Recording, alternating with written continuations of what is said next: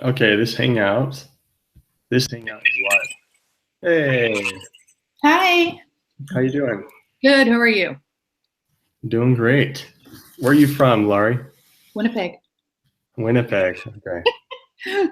I heard you say, "Who are you?" and I was like, "That's a Canadian accent right there." And it's funny, the way you say my name is Larry, kind of like Larry or Laurie.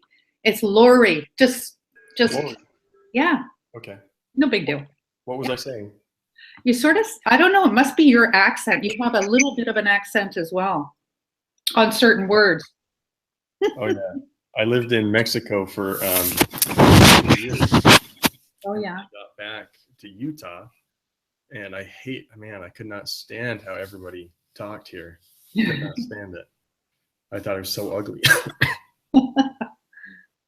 Okay, so now we have Dave, Got more people. Yeah. Mark, Tim. Hey guys. So, when, I don't like when everyone's audio is off. I really don't like that. Yeah. But there's some sort of setting that I used to know how to get rid of the feedback, but I don't know anymore. You'll have to Google it, guys. But sometimes you'll hear an echo. Mhm. And so, but I mean, I don't want everyone to mute their mics because I want people to participate. So, but sometimes we'll start to hear an echo. So all of us will have to be like, oh, shoot. And we'll have to mute all of our mics. The way to mute your mic, though, is if your mouth, are you guys on your phones or on your computers? Computer. Phone. Okay, I don't know how to do it on a phone. But if you put the mouse on the screen, then you'll see invite people, mute microphone, turn off the camera. You'll see it up at the top. Yeah. You have to mute your microphone real fast if you hear an echo. So anyway, how you guys doing? Good. Awesome. Let me turn on my AC here. My wife has it set to 84, I think. And that is not okay. So, guys, I'm sorry that I've been MIA. I appreciate the concern. I read through the comments and stuff. I appreciate that everyone's concerned. Sorry to leave you guys hanging. I've been extremely busy. I've been all this week and part of last week. I've been in boardrooms and meetings and discussing mergers with my company and different companies, and so there's a lot of stress right now. The solar industry's picking up, so I just had to kind of drop everything and focus right on that. But anyway, there's good news. I think I'm gonna partner up with a local guy here, so that's happy. Okay, finally Mandy's here. Sorry. Late as usual. Just joking. Who do we have? So we have Tim. Okay, how do you say your name? Fap? Fap? Yep, that's it. Okay. Are you Dave? Yeah, that's me. You can say Dave. Sorry. So Fap is a nickname. Yep. Okay. I was like, I don't know how to say that because I see it in your messages and stuff. Okay, cool. Tim, where are you from? I'm in Los Angeles. Oh, cool, man. Awesome. I'm new to Patreon and checking it out. And We all are. yeah, I saw that you were doing this, so I joined. Yeah, thanks, man. Thanks. Appreciate it. Yeah, we're all new to Patreon. Patreon itself is pretty new. I think it's like 5 years old or 5 years old or less. But I like it so far. It's limited. You can't like share all the stuff you can share on Facebook, and that's kind of frustrating, but yeah, it's working out. I mean, it will get better. So LA, how's the weather out there? It's actually really, really nice right now. It's not hot? It's not hot today. Cool, It's man. been a little hot, but it's perfect squirrel weather out there. Their squirrels are running around. So. Squirrel weather. Yeah. They don't like it when it's hot. They just... Cool beans. Dave, how are you doing, man? Pretty good. I'm doing all right. Just Oh, wait. just woke up actually. We have two Daves. One is a Dave Incognito, aka FAP. And then we have Dave then we have Dave over here on the left. Let's start with Puss in Boots. Why did you choose Puss in Boots, man? Why did I choose Puss in Boots? Okay, so Puss in Boots has got this magical power that when he looks at other cats, they come under his spell. He's the ultimate cat herder. And in the game that I play, which is a geolocation slash like orienteering game, you have to interact with other people. And I became one of the like the higher level players in the game, and was telling everyone what to do. So I used Puss in Boots. You became the cat herder, basically. I understand. Yeah, that's it. So it's a geolocation game. It's like Pokemon Go. That's what Pokemon Go is. It's a geolocation game, right? Yep. So I used to play Ingress, which is before Pokemon Go, and now I'm going to be playing Delta T, which is the next evolution, but it's a different company. Okay. So yeah, it's going to be good fun.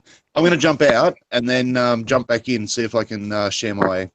Okay, we want you to be Video. here though, because we love Australians. Yeah, man, no problem. Australians don't know that Americans really love their accent. Like they just don't. I think they're unaware how much we like it. Gosh. I'm Mark. Mark, how you doing, man? Be back. I'm Yep. good, doing good. Rio, how are you? I'm doing good, dude. Where are you from again, Mark? Winnipeg. So do we have two people from Winnipeg? Yeah, I'm from Winnipeg too. Who else is from Winnipeg? Me, Lori. Oh, hi. Hi. Winnipeg How is are the you? windiest city in the world, right? The very windiest. It's, well, that's what they say, yeah. Chicago's windier, isn't it? Isn't that the windy? Yeah, it is. Actually, Chicago is windier. You actually know that? Yeah, it was published some time ago. That's a random fact. That it's awesome that you know that. Yeah. Yeah, I but, went. we have a famous intersection, Portage Avenue and Main Street. It's just the way the buildings are positioned. The wind is like a hurricane going through there. So It's constant. I stood right yeah. there on the corner. I was there. Yeah. Cool. Right there, there's an underground mall, which blows my mind. Yep. I've never even heard of an underground mall. I thought it was like a Canadian thing. It's probably not, but I went underground. I expected to find some dingy subway or something, but instead there was like this big mall, and there was all these people, and I'm like, oh my gosh, we're all living underground like a bunch of moles. So I was walking around, and I was thinking to myself, I want to eat something Canadian. I want Canadian food. And so I went up to the cafe or whatever, and I said, what's the most Canadian thing that you have? And she said, we have these fries and gravy, and it's called poutine or something. Poutine, yeah. With cheese. Like, isn't Yeah, it with cheese. Cheese curds and gravy. like melted and really good. Yeah. Yeah, that was cool. I was like, okay, well, this is Canadian food. I've actually never heard anything about the food from Canada, until I actually went to Canada. Mhm. So what other food is Canadian? Pizza. Moose, elk. I know pizza. Say moose and elk. That's hilarious. Did you say pizza, Lori? Yeah, I did. Listen, I have to ask you something. In the last Q&A, you said we started talking about. You said there are Sasquatch people that in Winnipeg that say they're Sasquatch in Winnipeg. Yeah. And then we started talking about it, and then all hell broke loose. And I don't know, there was something wrong with the the volume or the audio or something. But can you just tell me where? You just want to go where the Sasquatch are? No, I don't. I won't ever go on the woods ever. What? No, I can't. I'm too scared. That's why I'm with you. You can do it. Well, you have to take somebody with you. Well, maybe, yeah, but even then I'd be scared. But can you please tell me, just give me an idea where? Well, I don't have everything memorized off the top of my head. I know. But There you are have, There are people that I know that are fans and stuff that live in Winnipeg that are researchers or have had encounters. They've told me, and I was thinking like, oh, that's weird, because Winnipeg is just this flat place, and it's cold, and it's not. Well, As yeah. far as it's not like dense forest everywhere. right, exactly. Yeah, the thing is, Winnipeg proper is smack dab on the prairie, but you go an hour in either direction, and it's bush and or Canadian Shield. So, we have a ton of boreal forest just an hour north of here, So it's not actually, and it's like rural Winnipeg. yeah, where I like to go is Nopaming Provincial Park, just north of Bessette, or anywhere near around the Bessette region, and or anywhere around Gibsonville. Okay. All right. Cool. Awesome. All right. Let me try to figure out. Henrik, how you doing, man? Hi, Rio. nice Where are you talking from? to you. I'm Are you from from Sweden. Australia? Sorry, what? Sweden. Oh, cool. Sweden. Awesome. Dude, awesome. It's really, it always blows my mind that this is so global, It's weird. It's always strange to me that people are watching my YouTube channel. It feels like a weird little private thing that I do. And it's hard for me to like grasp, like people are watching it all around the world. It's pretty cool. Wow. Thanks for joining. I don't think it's very common to be as interested in Bigfoot here in Sweden as I am. Yeah, no But kidding. I've been sort of obsessed with the subject for I think 10 years or something like that. Why? Just don't know. I think I've always been sort of interested in monsters and stuff, and around that time I just made some sort of general research on the subject, and it became quite obvious to me that the Loch Ness monster doesn't exist, and Mokele Mabembe in the middle of Africa probably doesn't exist either, and so forth and so on. But then the more research I did on Bigfoot, I think I ended up in sort of the same situation as you described it, you did a couple of years ago. It just became sort of more and more likely to me that this thing probably actually existed. Yeah. And I just love stuff like that. So it's weird because it really is very unique among other cryptids. I really hate that. It has such a bad cryptozoology. I don't like associating Bigfoot with other cryptids because there's like no comparison with the evidence.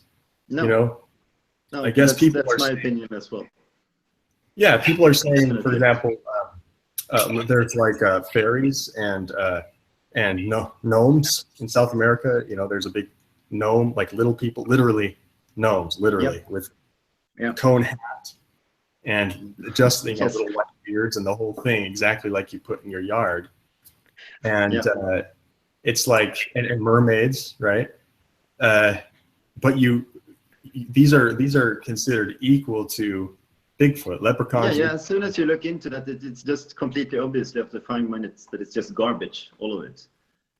I would disagree though with the Loch Ness monster, and of course I don't know if the Loch Ness monster is real, but I think that likely there is something there, or it is left, or it died, or whatever. But it's the reason why I think that the Loch Ness monster has a very good chance of being something legitimate is that there are like so many prehistoric of animals, not only dinosaurs, but all sorts of different, like obviously the plesiosaur, all sorts of different mutations and descendants of that. And Loch Ness itself is so old. Whitney, where are you? What? She talking to us? I don't think so. Okay, so personally, I don't give much for Loch Ness actually, but that doesn't really matter. What I've been sort of desperately trying to research, like the last, I think, couple of years, is any trace of evidence of Bigfoot being present here in Scandinavia. But I have to say that the situation is kind of depressing here. There is there is one guy in sort of the middle of Sweden. I don't know if you've seen his channel. He's been uploading a few videos, but I'm not that sure about him. I haven't seen anything that to me is obviously evidence of anything in his footage. But there's very little. I never heard personally of any stories from anyone, or read very much about stories about people here in Sweden ever seeing something that would resemble Bigfoot. I know some And if you stories. talk about folklore and so forth here in Sweden, I mean, if, for example, my grandmother also in the middle of Sweden, I don't know, 300 kilometers or so north from here, in the middle of the woods, they had lots of legends and actually believed in like small people, gnomes and stuff. And she claims that he has seen them and so forth. Sorry? Were they covered in hair? No. But I don't think that no one in Sweden has ever taken that seriously, like with the Bigfoot thing. But unfortunately, there seems to be, if the Bigfoot ever occur in Scandinavia, they are very rare here, I would say. You I know, would think Scandinavia would be a good habitat for them. Yeah, you would suppose so. Yes. why? Why do you say that? I would think of all the woods and the fish, and there's just lots of cover for them. I would think that'd be normal. Yeah. There's a lot of wood, but there is one key difference though if you compare to the areas in North America that you guys are located in, and that's almost all the forest in Scandinavia has been logged. Like there's almost no natural forest left here. So it looks like it's covered with forest, but it's actually just wood plantations all over the place. Is it like a monoculture? Is it like all pine trees or all? Yeah, but obviously it's the little mix, but it's a lot of pine. I think that's a really interesting point right there. It has to Might do with be. habitat quite a bit. Yeah. So it's not even remotely as wild as the forests in Northern California and unlogged areas that are protected and so forth in the part of the U.S. We have I think I looked it up, and we have like a couple of percentage of this Swedish forests are still in their natural state. But you know, What is very interesting though, and please stop me if I talked about too much about Sweden here, is that if you look into legends, old legends in Scandinavia about trolls, yeah, there are a lot of things corresponding, I think, with Bigfoot behaviors that I've been thinking about. Like they can't bear sunlight. That's one thing you talk about trolls, and they smell very bad. That's the thing you say about trolls, and they throw rocks. And actually around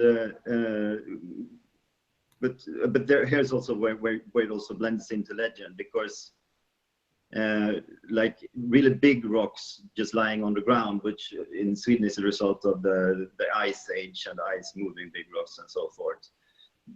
The legend says that was the trolls throwing rocks at the churches normally. And the legend about trolls in Sweden also says that when Sweden got Christian, the trolls fled because they couldn't bear the church bells. interesting. Yeah, I mean, But I used to say when I talk about Bigfoot to people here, I used to say that they have a lot of names in different languages and so forth. You know, in Indian languages in North America, and Almasti and Almas and Jeren and so forth. And here in Sweden, we used to call them trolls. Yeah. I mean, yeah, obviously I've thought of it. You look at Beowulf, the story of Grendel, and Yeah. the original. Very similar to both the troll and the Bigfoot stuff. Yeah, and then ice giants, ogres. Yeah. So, here's the thing, Henrik. I would say, here's the thing with Bigfoot. Everybody says Bigfoot is somewhere else besides where they live, including me.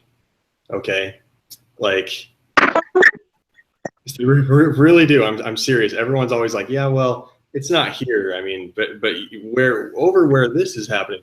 Here's the thing. I mean, I think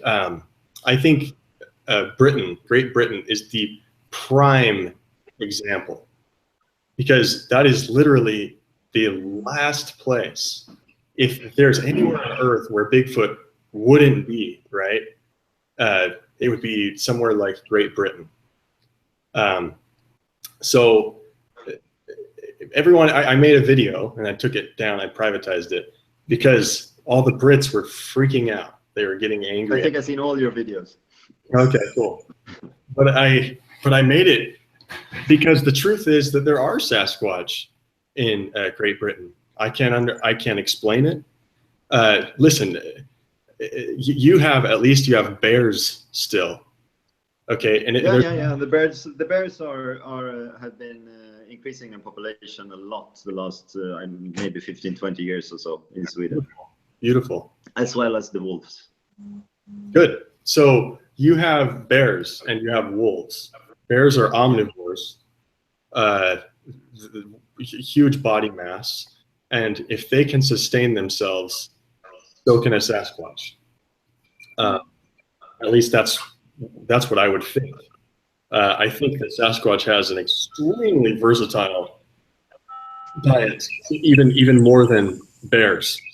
And so I think that they can survive where bears can't survive, which means that if there's bears around, then it's easy for a Sasquatch to survive. I mean, the Sasquatch can survive in the deserts of New Mexico and Arizona, and that is something that I can't explain either. So don't write things off. Never write things off. I mean, what you ought to do is follow the little formulas that I put out. Look for the water sources. Look for the right density of forest, and you'll be surprised, man. Go out there. Seriously, I challenge you. Go out there and look around and see what you can find. Just go and see, and maybe you'll see nothing, but I think that you'll probably see something.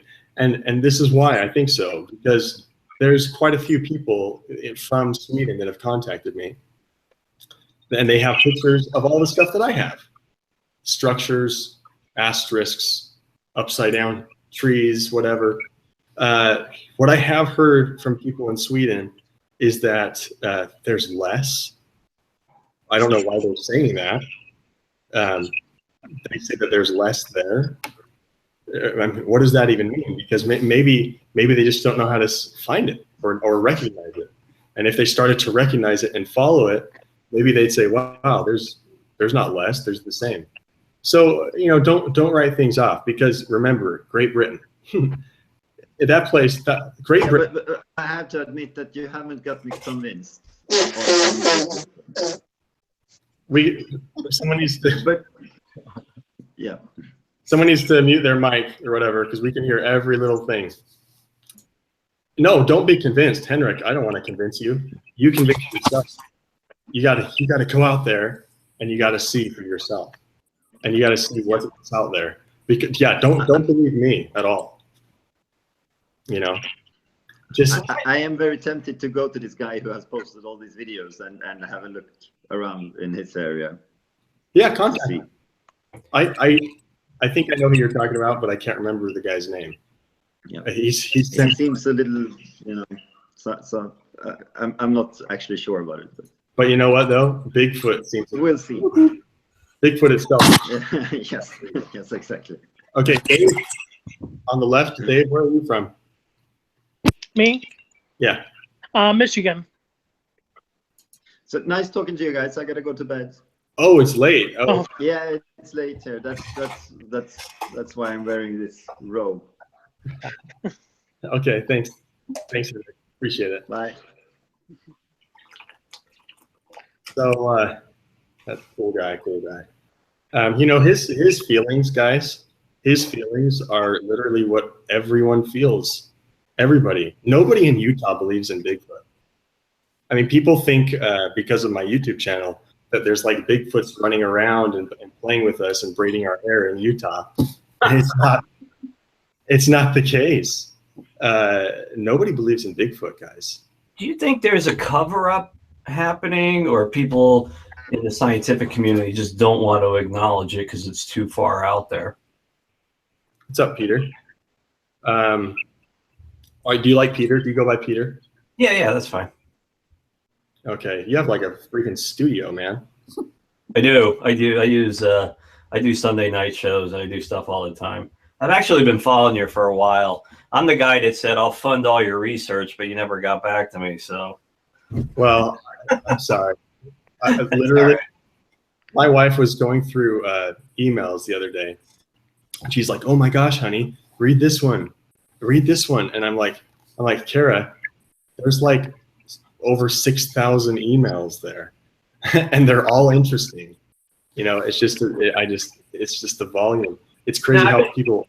I've been following you for probably about 6 or 8 months now, and I find your work really fascinating. You're way ahead of the bell curve with these other guys out there. You know, at least you're interesting when you're putting the videos together. You're spot on. At least I believe in a lot of your opinions. Some of these other guys' stuff that I've watched, they're just, they're really out there. I mean, kind of the whole thing is out there, but you've kind of brought, cohesion and clarity to something that's just all over the place, and it's really cool. I got some friends out in Utah. Actually, I go treasure hunting out there a lot for buried Spanish gold, man. The conquistadors all over the place out there. It's interesting. Right. I mean, we can take this offline at some point, but I would be very much interested in funding what you're doing. So yeah, well, I really appreciate that. People offer me money a lot, and I appreciate that. There was a guy. Well, I'm just going to say his name. He might not want me to say it, but I'll say it anyway because I love him to death. His name is Michael, and he's welcome, Mark. Hi, how are you, Rio? Hey, man. Sorry for interrupting. Okay.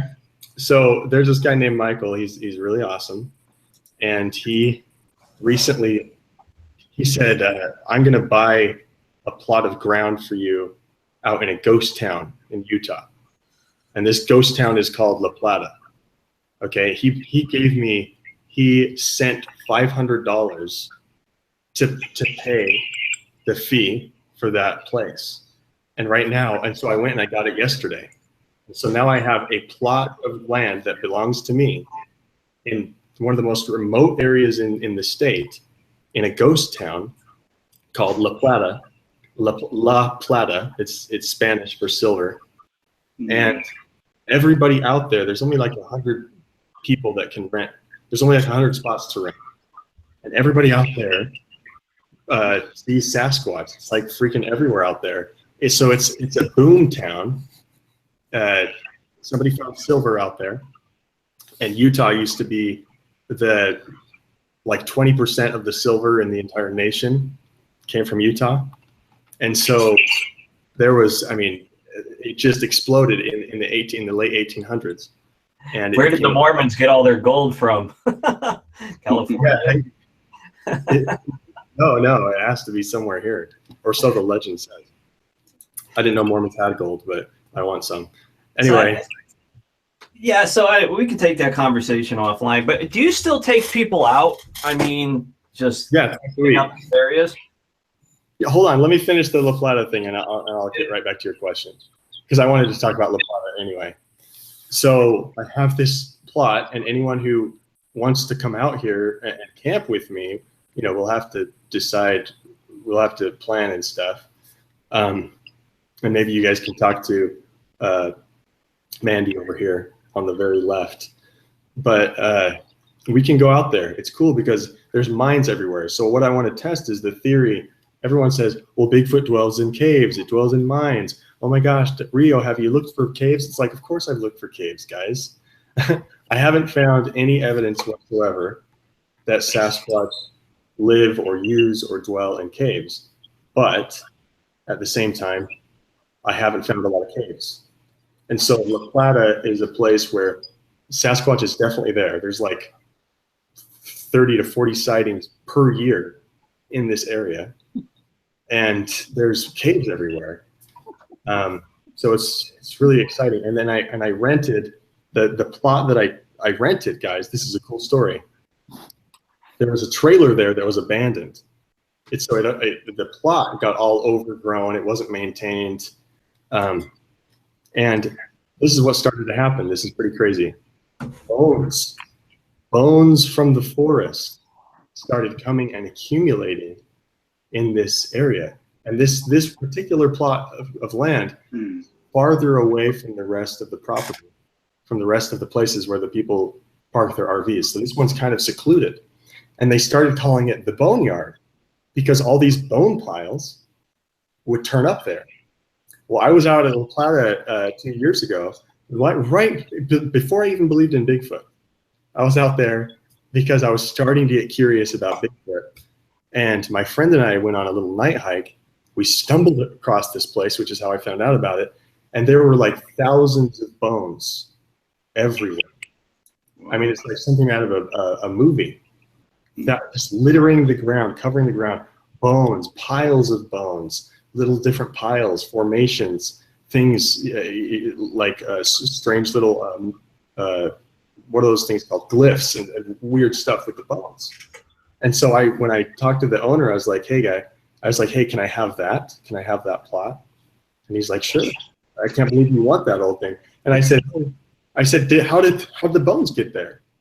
And he said, I don't know. They just accumulated there from the forest. And it's like,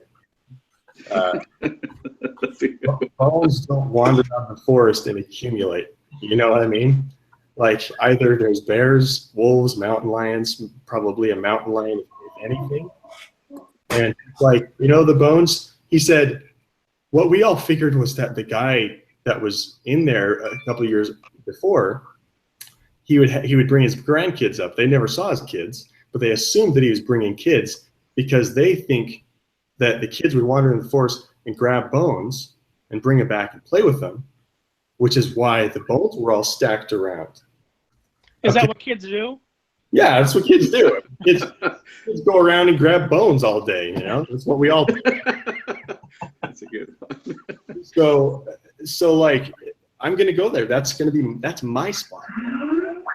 Okay, and it's funny, he says that the kids were doing it because even after the guy abandoned the plot, new bone stuff was still turning up all the time. So I love it when there's no conventional knowledge at all that can explain what's happening, but people still don't notice. They still don't notice that something strange is happening.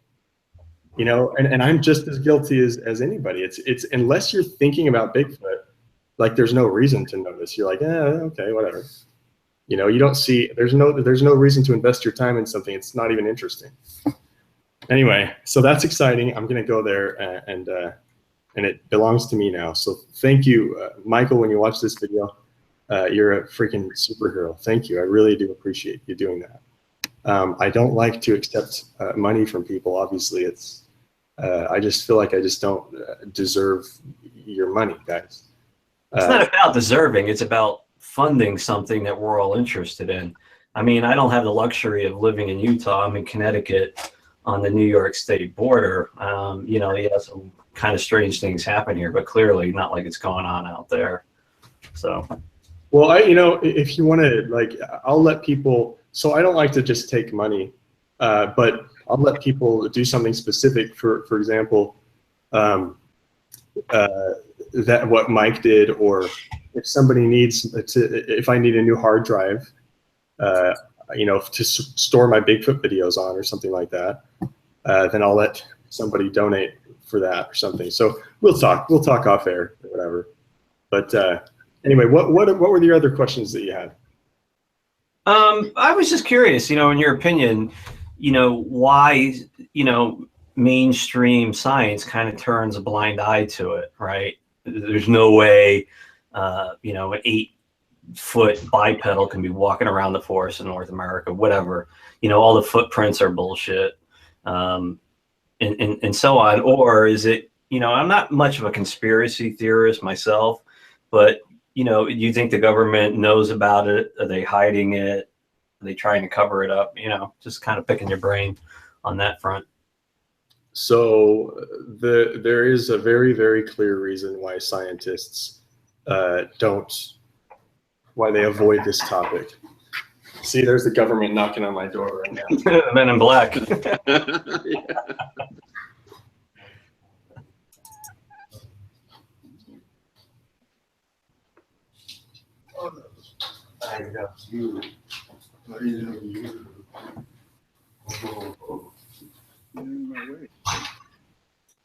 The government dropped the kid off.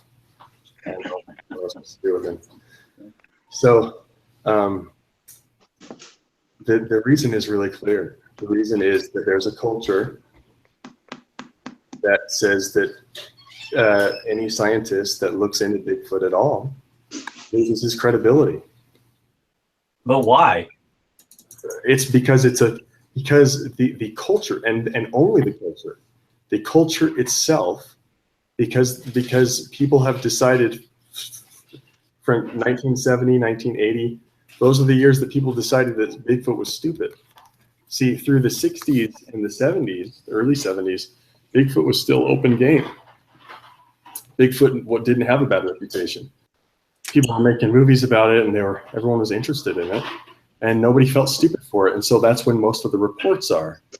People are willing to come forward. But then, hey, sweetie, your little sound gets picked up. So when sorry, love you. So when that culture started to pick up, people started kind of decide, you know what, there's not enough evidence for me. This is stupid. This is fake. People started to feel kind of ashamed and scared. And eventually the culture got so strong that Bigfoot was stupid that it got completely killed and pushed underground. And so now scientists, there's only one reason, and it's credibility. It's fear of not being funded. It's fear of not being published. It's fear of, in science, in the scientific community, reputation is your career. That is your career. It's And I agree with you. I also find it interesting that, there's a lot of professional Bigfoot hunters out there with cameras, and they're out there for 5, 10, 15 years, and they're not getting anything of this animal. And all of a sudden, the dad's driving with his kid in the car. Kid's got a camcorder, and he gets a clear shot of one just walking, off in the forest or whatever. So, it's just, I don't know. I had my own experience when I was probably 10 or 12. We were camping up in the Adirondacks with the Boy Scouts, and we were camping on this old rifle range. And it was, the moon was out that night, and, I was just kind of peeking out of my tent, and I saw something walk clear as a day up the road, look at the moonlight, turn around, walk off. And, this is like 2 a.m. in the morning. There are no rangers out there. Yeah. Was it a Bigfoot? I have no idea, but it was clearly something that was different. Yeah. Yep. I mean, so many people see it. It's just insane. Hold on, just one quick sec.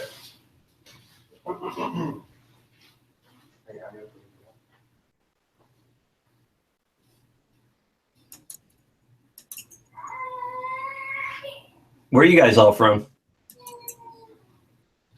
I'm from Sacramento, California. Awesome. Yeah, it's a nice place. Where are you at? I'm in Western Connecticut. Oh, okay. Never been to Connecticut. Yeah, you're not missing much. I think we have some Bigfoots out here, but I've never seen it. Actually, it's funny though. I do a lot of drone flying, man, and I was out last fall in not so much of a secluded area, but there was about a 700-pound log balanced about 8 feet up, just right off the past, nothing else going on. And I was just like, you know, how is it? Makes you go wonder. You know? Exactly. Yeah. What were we talking about before I left? Credibility, 80s. Well, you know, I know a lot of scientists have, because of my YouTube channel, have contacted me to tell me their sightings, like everybody else. Everyone's seeing it. Everyone's seeing it equally. Have you been threatened in any way by just weird? No. Nothing. Men in Black. The Men in Black haven't showed up at your door? Well, listen, there's obviously some sort of deal going on. I don't call it a cover-up. I think, first of all, the government isn't doing anything. They don't know about Bigfoot.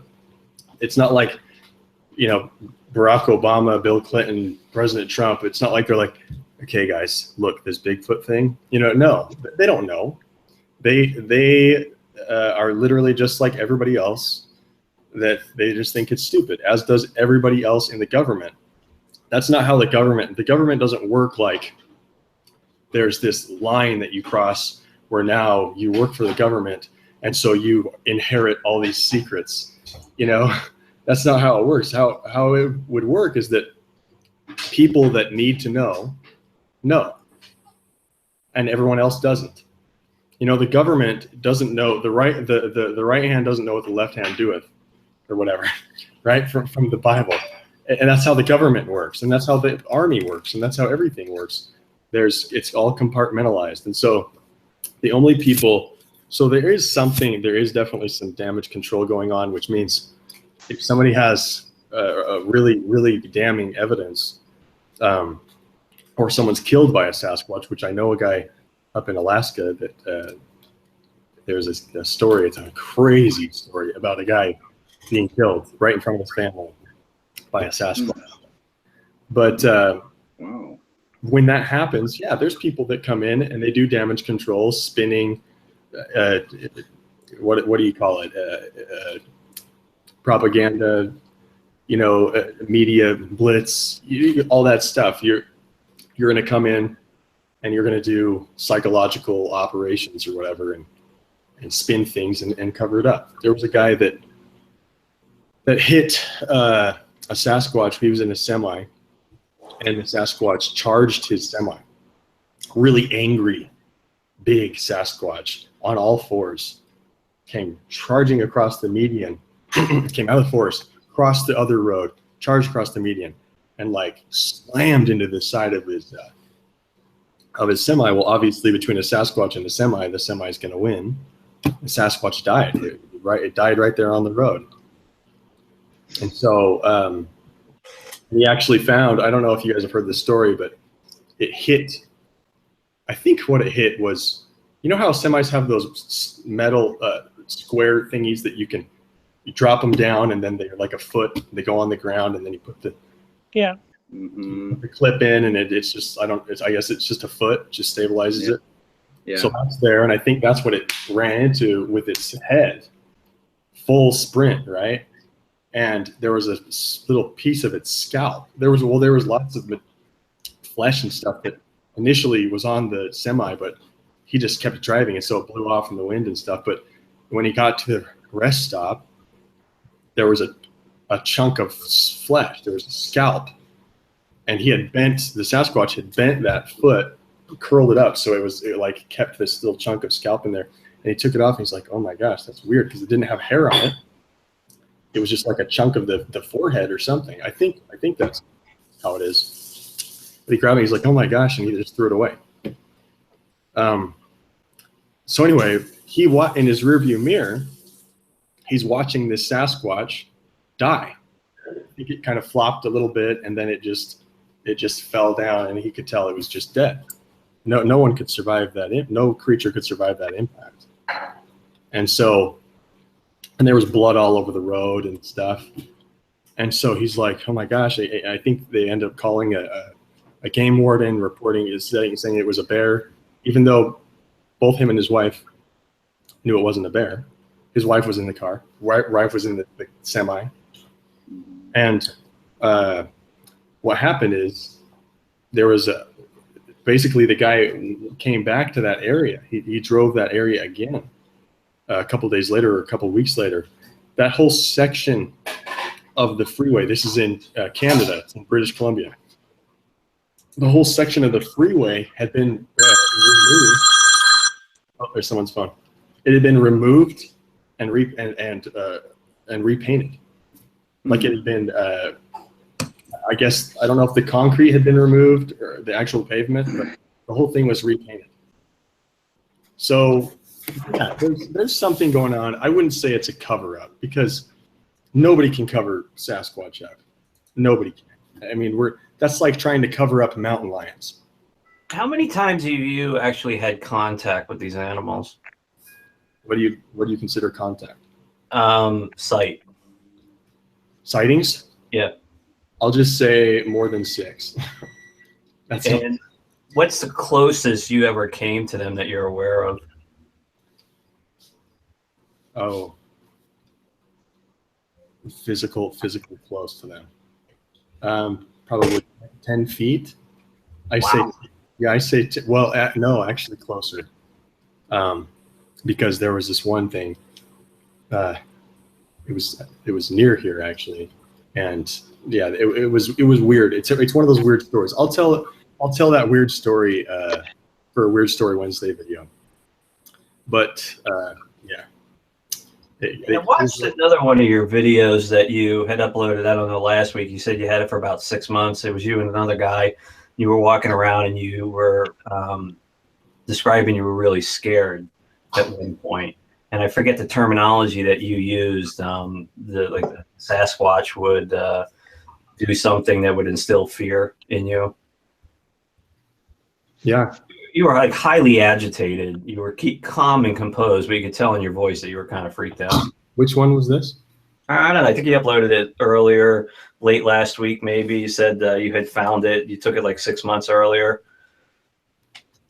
And you were like, there was like one spot that kind of looked like a structure, and you're like, it's, as soon as I get near this thing, I start freaking out. There's an energy about it or something. Yeah. What did you want to know about? What was the term that you used to describe some type of ultrasonic or? Well, yeah, I think that's a private video that I did.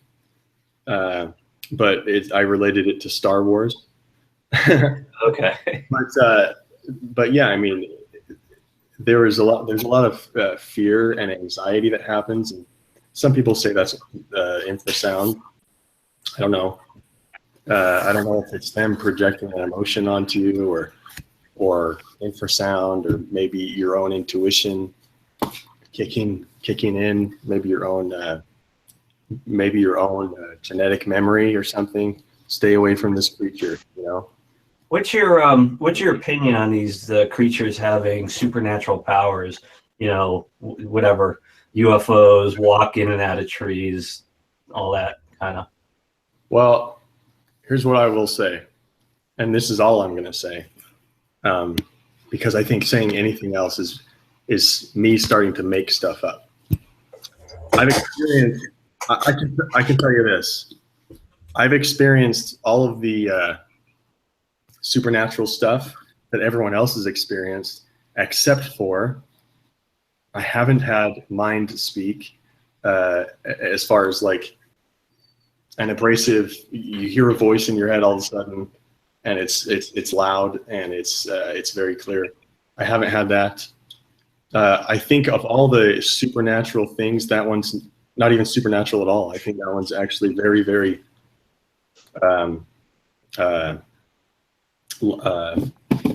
logical. What's the word I'm looking for? Reasonable. Because there's just adapted is what you're saying to their environment. Yeah. Well, there's nothing supernatural about telepathy. Telepathy is well documented. It's not a common thing, but the military has done tons of research on it. Psychologists, there's tons of research out there on being psychic, people with psychic abilities, people with telepathic abilities.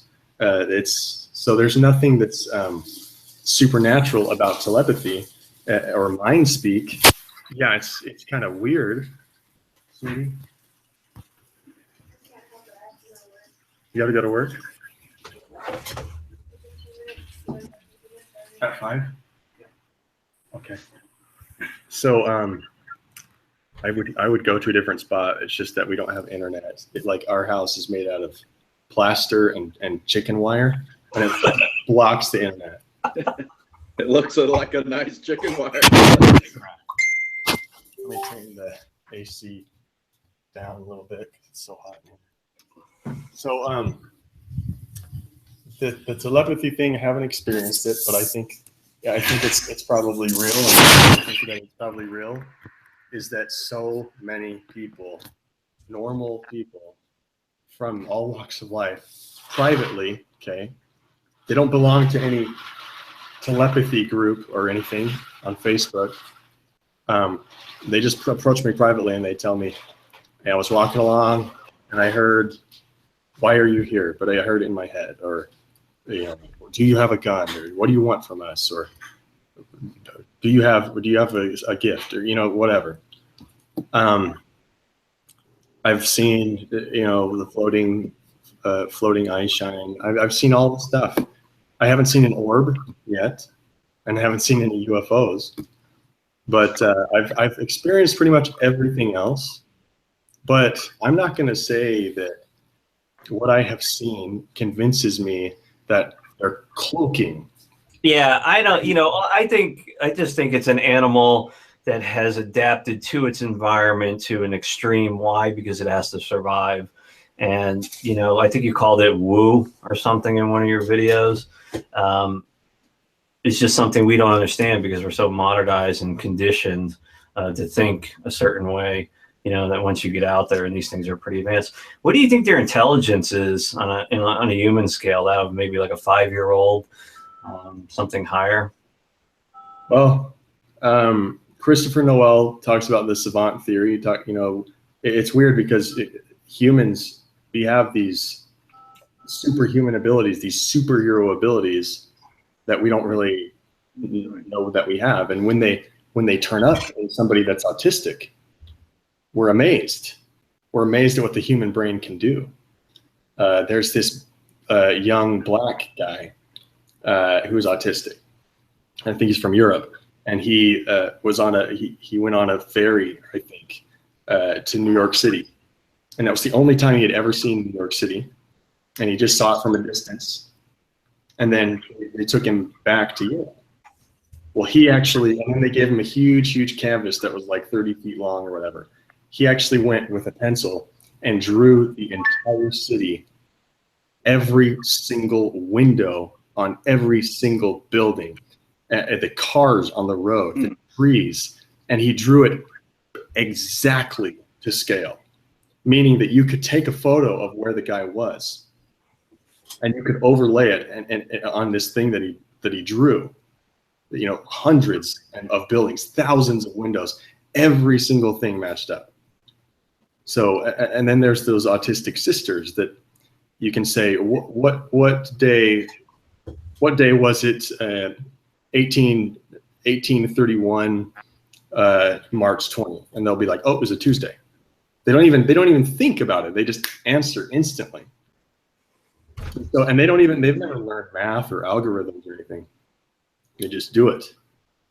And so the human brain, we understand so little of what the brain is able to do. And we, when it comes to neuroscience, we're like at the cusp of a whole new frontier. We're not as all advanced in medicine and understanding of the human body as we think we are. We're very arrogant. And the intelligence thing, people ask me about intelligence. I have a friend named Mike, and he's from California. And he said, you know, Rio, somebody can come in to my living room while I'm not home, and they can like rearrange something. They can like put a pillow in a chair, and I'll walk in and I'll be looking for, I'll look for things that are out of place, and I won't notice at all. And he says, but my cat walks into the same room and zones in immediately on that one thing, no matter how small it is. So who's more intelligent? I mean, I think it's funny, humans, and a lot of animal psychologists think this is hilarious too. And a lot of just psychologists think this is funny. I've heard this a lot. It's crazy that humans, we have conferred it upon ourselves to be the judges of intelligence. And then, of course, who's at the top of the intelligence chain? Oh, guess what? Us. We say, yeah, well, we're the most intelligent because we can do this. But more specifically, in a lot of your videos, you talk about how these animals take they have 2 or 3 escape routes. They take, I think you call it the military crest all the time. Yeah. So from a strategic position, they're way ahead of us. But I'm just talking pure intelligence, right? I mean, that to me could be associated with survival instincts, right? Which is kind of different from intelligence. Have you ever, I've watched videos where people talk about, they hear people talking off in the distance, or relatively close. So yeah, clearly they can speak to each other, apparently. Yeah, they have complex language. Which is definitely a huge sign of intelligence. So that's supposedly, that's the thing that designates a primate as human. Human is the ability to speak and have culture. That's what makes, according to the scientists, that's what defines something as human. That's what makes it human. And so I guess, a lot of the things that you read about and you see, they talk about these animals wanting to be isolated away from population centers. And you have clearly shown in a lot of your videos that they're pretty much in your backyard in the neighborhood. On a number of different videos, you've done that. Why do you think that they're getting so close to urban centers, or maybe they're just that intelligent where they can come in and, pick fruit or whatever, steal cats and dogs and, make off like a thief in the night, no? So I don't think they like to steal stuff from us. I don't think they like to take our pets. I guess it's happened in Oklahoma and Texas. I think a lot more of that is talk than and rumor, because I don't think that, from my experience, they seem like they have a very just and ethical mindset. They seem very, very calculated, and what's it called when you're careful judgment, measured. They're very measured in what they do and how they respond. And I don't think they like to cause any noticeable effect on humans. I think that they actually try. I don't know whether this is something that they're consciously trying to do or if it's just instinctive, but I think that they try not to have any noticeable effect on humans. And so they don't, and they're not going to steal stuff. But the whole thing about them staying far from people and from society, I don't know who came up with that and who decided that was the case, but that's not the case. They are in remote wilderness areas, but they're also in areas that are right freaking up against, like, literally, look, there's so many things I haven't made videos about, but not even far from my house, there is a lady that has a giant, she has the grass in her backyard. It's like 50 feet of grass. And then at the back of her yard, there's the big green hedges that have grown up. They're like 20 feet tall. There's these big green hedges. Well, on the other side, literally right on the other side, is a wallow. And there's this great, and you know what they've done? They've actually done these little dugouts. They'll dig little dugouts. And they've leaned sticks, and it's this huge grand structure inside those hedges. That lady has no idea there are Sasquatch. At some point, I don't know when they're there, but that sometime they're there. Wow. Like literally just feet from her while she's in the backyard. And so Don't, I don't you think they're- that they're curious about us too? That maybe they're curious that they observe us too? Sure. I don't know. I think that they Especially maybe the young ones. I think probably the young ones are more curious. yeah, I mean I would say so. It seems to me that they are. The ones that I've seen up close, the ones that have spazzed out were young. So I've seen 2 young ones, or at least the second sighting that I had, I think it was a young one. It's the one that looked a lot like Todd Standings. And then the 4th sighting I had was of a really small one, probably only like 4 or 5 years old. But both of them, when they saw me, they were freaking out. They were twitching their head back and forth really fast, bobbing up and down, spazzing out. And they were, before that though, they were staying perfectly still. Or the second sighting, he was staying perfectly still. And it wasn't until I pointed at him 3 times that he's like, I think he decided, oh crap, this guy's pointing at me. You see me? Oh. But the truth is I didn't see him. I didn't know he was there. I was just pointing in the general direction, describing to my friend what a Sasquatch travelway looked like. But it turned out that there was a Sasquatch right there, sitting there watching us, blending into the shadow of a rock. But you know, it's weird because they don't seem too worried about us. I used to think, oh my gosh, they're so fragile. Someone's going to shoot them and kill them. Oh no, you know. I used to be really fearful, protective of them, but I don't feel that way anymore. I feel like these guys, they know the game very well, and I think they're pretty comfortable. They're pretty comfortable with us coming around, and they sometimes even have fun with it. I think they're very confident, but at the same time, they clearly feel vulnerable in some way to us. You know, I don't know what about us scares them. I don't know how we scare them or how they would be vulnerable to us. But I mean, the fear that those 2 young ones had, and the anxiety, and you know, they see humans and they run and stuff, and they sneak up and they look in windows, they slap the trailer and they run away. They'll throw rocks at you. They do these strange little things, but then they're always hiding. They're hiding from us.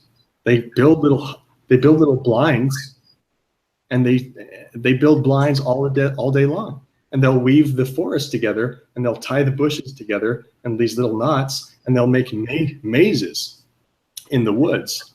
You know, where if you're a deer or something, you don't have an option. You can only go, you have to turn right, then you have to turn left.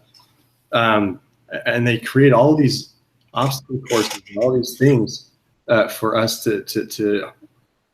So they're doing it for some reason. It's not because. So it's weird because they're not afraid of us and they're confident, but then at the same time, they seem like they're being very, very evasive and nervous and all this stuff. It's interesting, guys. But here's what I wanted to say earlier. Look, I've known this for a long time. A Sasquatch is a flesh and blood creature. It's a physical creature. It eats deer. It eats vegetation. It spends a lot of its time hunting. Spends a lot of its time building structures, walking around in the forest. They're very mobile. So it's a physical creature, but there's more. And that's all that I'll say. That's all that I know. There's more. There's something more to them. And I'm not going to say it's invisibility, and I'm not going to say it's teleportation, time travel, the mothership. You know, I'm not going to say. Has there been times where I think that they're invisible? Yeah.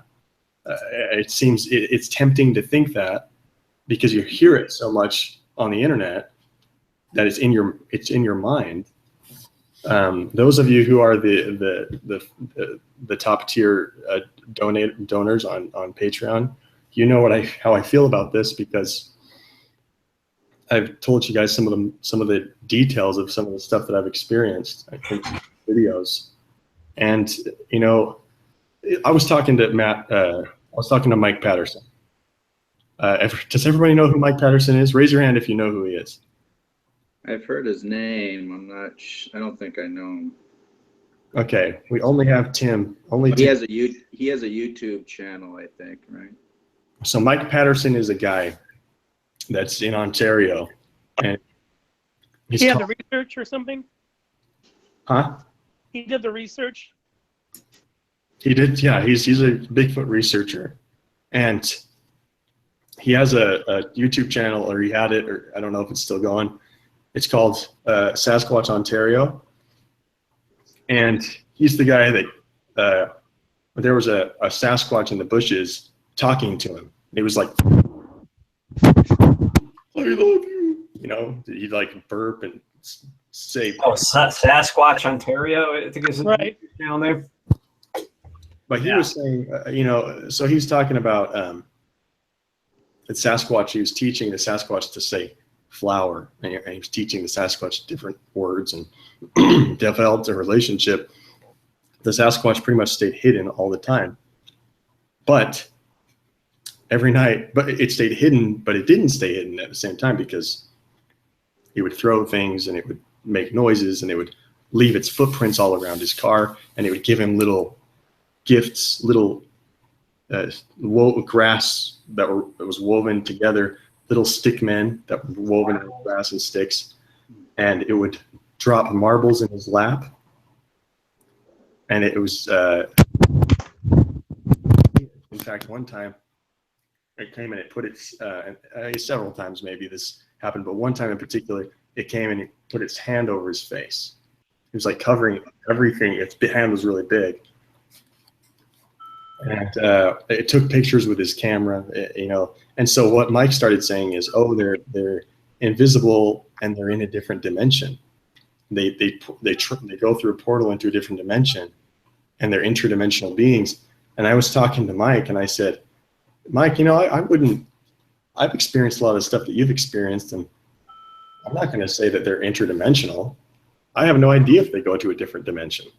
You know, I have no idea. If Sasquatch is standing in front of me and it dematerializes and becomes transparent and then invisible, I'm not going to say, oh my God. I'm not going to say that, because I don't know where it went. I don't know. What do I know about different dimensions?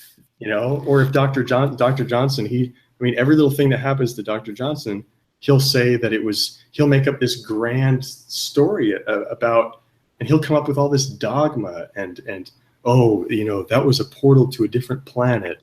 And on that planet, they have this culture. And then there were the guardians of the portal. It's like, I think that people start to read into things so much, and then they confuse themselves. So if a Sasquatch was in front of me and it dematerialized, I would say, you know what? There was a Sasquatch standing there, and then it started to go transparent, and then it was gone. That's what I would say, and nothing else. That doesn't even mean that they go invisible. In fact, I wouldn't even use the word invisible. I wouldn't even say invisible. I would just say, you know what? It looked like it started to go transparent, and then I couldn't see it anymore. And so it just went clear. It faded out. But I'm not going to try to describe things and put like doctrines. Oh, well, he went to a different portal, and then he time traveled, and he went into an orb phase, and then he lives in a tree. Like, anyway. So, but I will tell you guys though that there's. You just won't tell the whole story. That's what it is. What? You just won't believe the whole story, Rio. You just don't see the big picture. Well, hey, that's true though. I mean, we're joking, but it's true. I mean, I don't know anything about these guys. I've had hundreds of experiences. I've seen them a bunch of times. I don't know anything about them. I don't know. I'm just completely as hungry and clueless as everyone else. But the difference is I'm not going to pretend that I'm getting all this amazing insight into their life and stuff. And who knows? Maybe there's a guy named Kiwani Lapsaritis, and he says all sorts of things. I mean, he's been taken aboard the alien spaceship and the Sasquatch, and the aliens have operated on him, and he knows the Sasquatch by name, and he's had sex with them. And I mean, guys, it just goes on and on. I'm not kidding.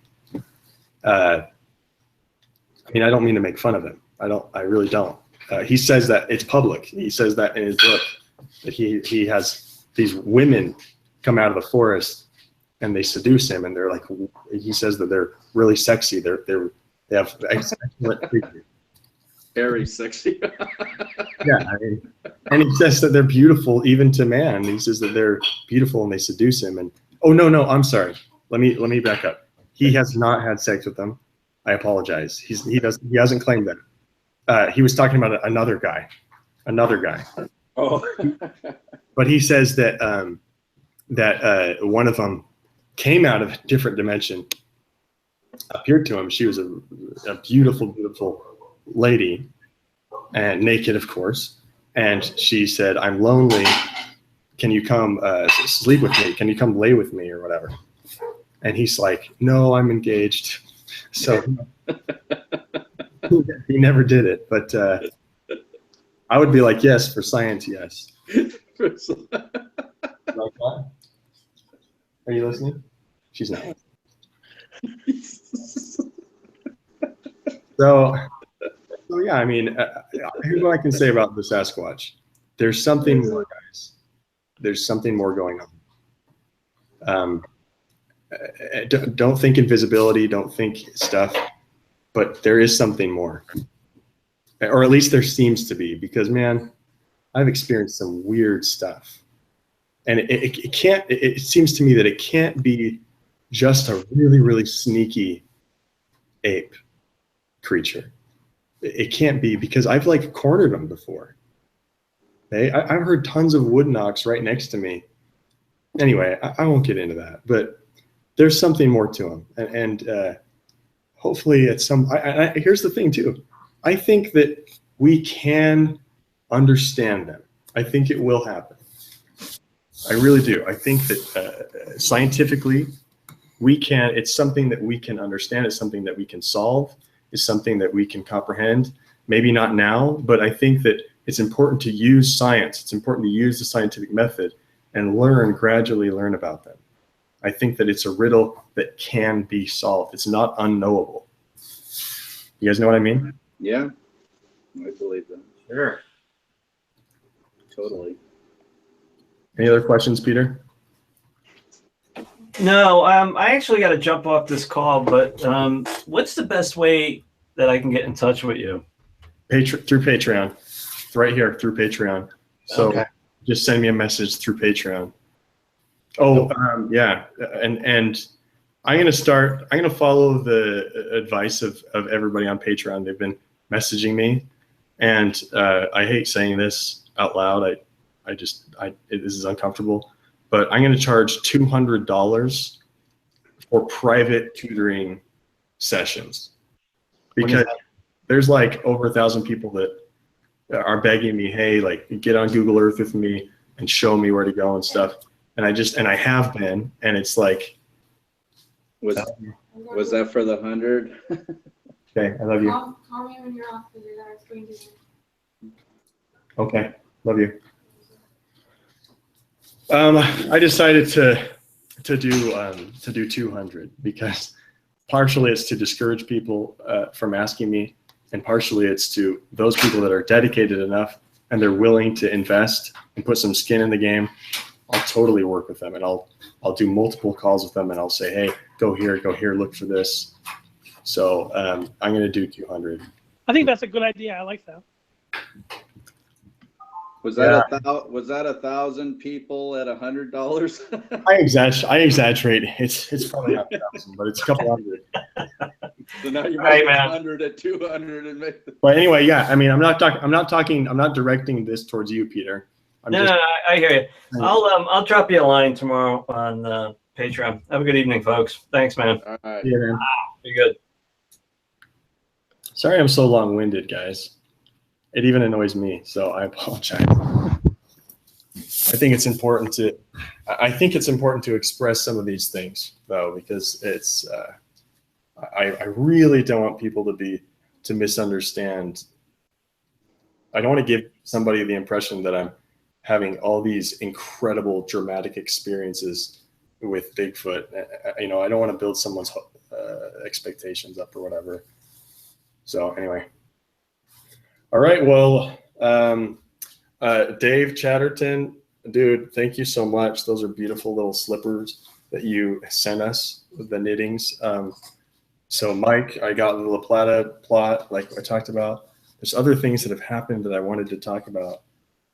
Christopher Noel sent me a magnetic electrical measuring thing. And I used that at Monument Wallow. I got some high magnetic stuff for a short time. So that was interesting, but usually it was just at 0.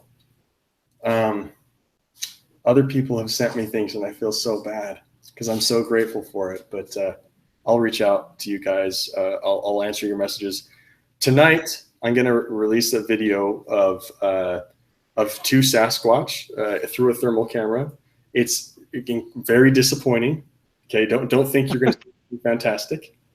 Look, the truth is that these things stay far away and they pretty much always stay behind cover.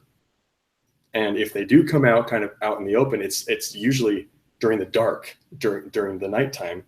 And so having a direct line of sight straight through the air, there's no leaves, branches, nothing in front between you and the Sasquatch is so incredibly freaking rare. But at night, through a thermal camera, I got 2 of them. And I'll explain more about that video, but I'll release that tonight. And it's just fuzzy. They're just fuzzy blobs of nothing, way off in the distance. So don't think it'll be exciting or anything. So, all right, guys. Well, thanks so much. Thank you. Thank you. Okay, I'll see you guys. Goodbye. All right. Bye-bye.